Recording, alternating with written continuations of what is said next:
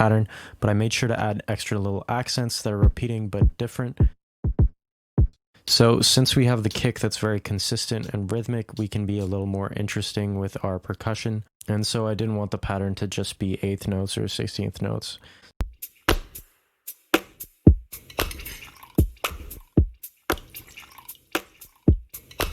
So now that we have our drum selection, we can use some tricks to create some bounce.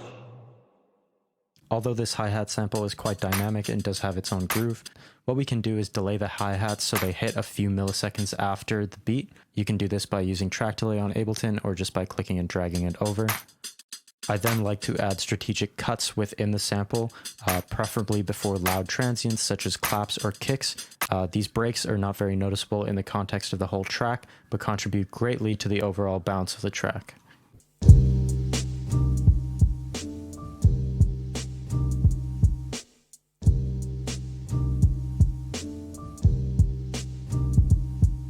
A similar trick is with the snare is that you can make these come earlier than the beat.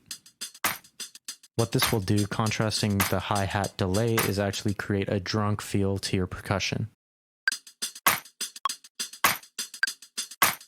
When I'm playing it, sometimes it's a little ahead, it's a little bit behind. If your kick drums are off by a little bit, quantization snaps them in place. And so a lot of producers, they use quantize, not as a crutch, but they just weren't thinking about not using it. And so Dilla was like, yeah, I'm just gonna turn this off. The result is a discography full of incredibly off-kilter drums.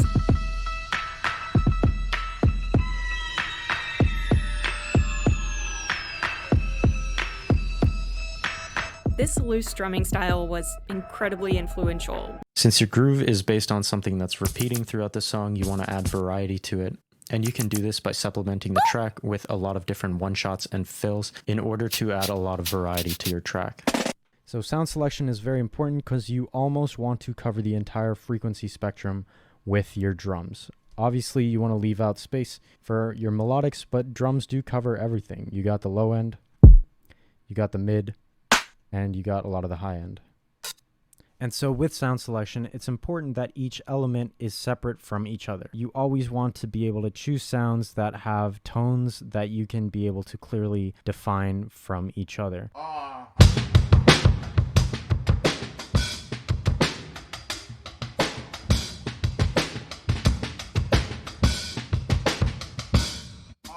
So with so many elements of percussion together, but you still want to keep it simple, it's important to leave little breaks, and these breaks can actually act as something interesting for the listener.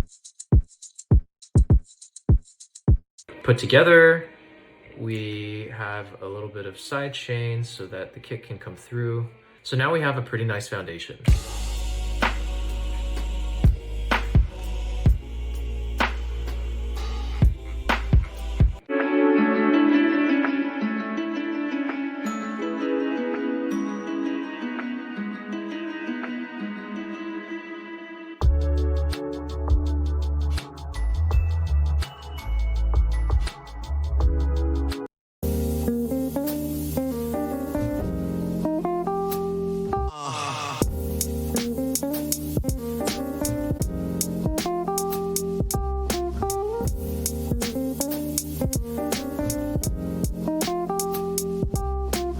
So you want to be able to leave space in here for the rest of your track. Your drums can be a focal point in your songs, but most of the time they're not your lead element. And although this does sound very hectic,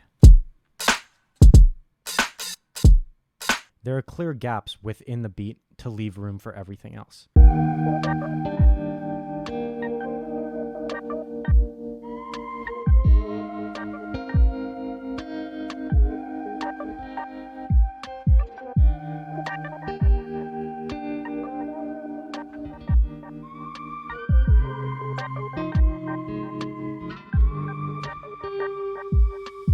A lot of people think sampling is easy because they're like, oh, they're just listening to the melody on top, but they're not thinking about what the instruments below that lead melody are doing and how they're playing a role in the beat. The first 40 seconds of Don't Cry is just a few long loops of the Escorts' I Can't Stand to See You Cry.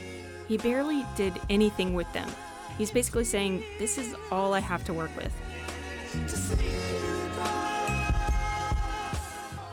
At 40 seconds, though, he says, now look what I can do with this MPC.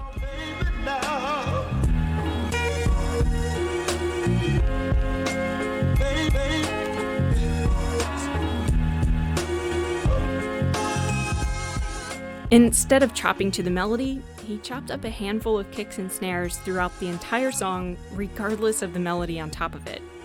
And like little puzzle pieces, he resequenced those kicks and snares to create this entirely new, dream-like song. Okay, so,